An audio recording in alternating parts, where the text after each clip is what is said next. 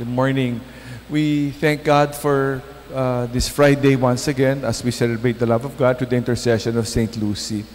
I'll tell you the story of Saint Lucy. It's a beautiful story in a while, but I would like to focus on the reflection, on the readings for today.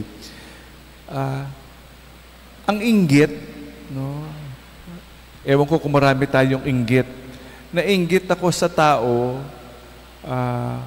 o angal ako ng angal, puros complaints, no? Puros reklamo, no? Nakikita ko lagi yung mali ng iba, nakikita ko anong meron siya na wala ako, no? So angal lang ng angal, no? Itong inggit na ito is complaining, no? Nakikita natin anong wala. Bakit meron siya nun, ako wala, no? Bakit mas maganda? Bakit ganto, no? We have all many complaints, many comparing. And if we do that, kawawa naman tayo. We will not be happy because we keep complaining. Rather, let us be joyful and magpasalamat kung ano meron tayo. Yung ebanghelyo ngayon, sabing ganyan, no? Anong klaseng mga tao to, di ba? Binigyan ko kayo ng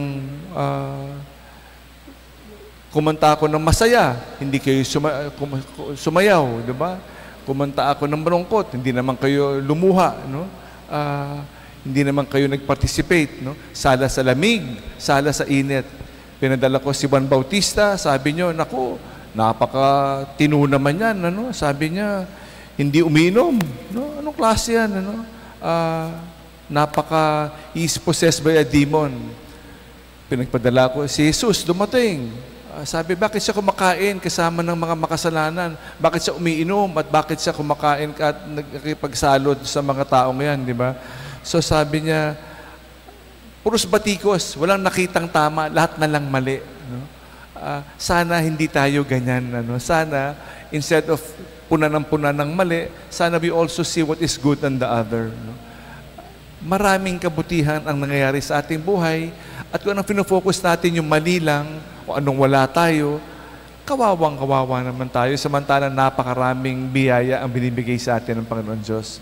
Kahapon nga, sabi natin sa himala ng Our Lady of Guadalupe, napakaraming himala kung hanapin natin sa himala sa ordinaryong pamamaraan, no?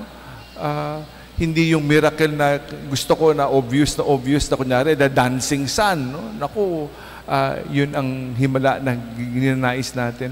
Pero yung unti-unti, paglaki natin, lumalago tayo, nagbabago unti-unti, hindi natin napapansin, no? Sa banal na misa, yung salita ng Diyos, narinig natin ang salita ng Diyos, yung tinapay nagiging alak, no? Tinapay at alak nagiging katawan at dugo ni Jesus, no? Things which we believe and we take for granted, no? Sayang naman. So wag tayo maging reklamador, wag tayo complain. Rather, let us look for the greatness of God in all this as we honor the heart of Jesus every Friday. Maraming kabutihan ang nangyayari, sana makita natin, no? Sa gitna nito, God is present in the midst of all this. Katulad ni yung santa natin ngayon, si Saint Lucy, early church, no? The year 283 sa Sicily, sa Italy. Pinanganak siya, bata pa lang namatay yung kanyang tatay, no? Nung siya'y medyo nagdadalaga na in a very young age, kasi usong-uso yung, yung fixed marriage. So tinakda siya magpakasal, ayaw niya kasi gusto niya para sa Panginoon i-dedicate yung buhay niya. Pero pinilit siya ng kanyang nanay na si Eustacia, no?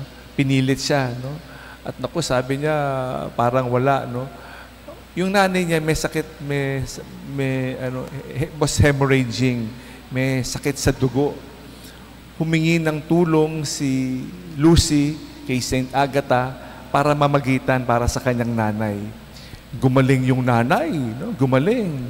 At dahil doon, sabi niya, sige, susundin ko yung iyong ayaw mo magpakasal. So sabi niya, sige, I will get out of that usapan, no? Yung fixed marriage na yan. At nagalit yung kanyang magiging asawa, naggalit na galit, no? At ang pangalan ng kanyang mapapangasawa, si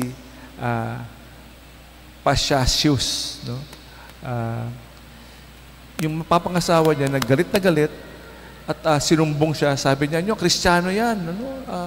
At dahil dito, sabi ng gobernador, dahil ikaw ay Kristiyano, I will sell you into prostitution.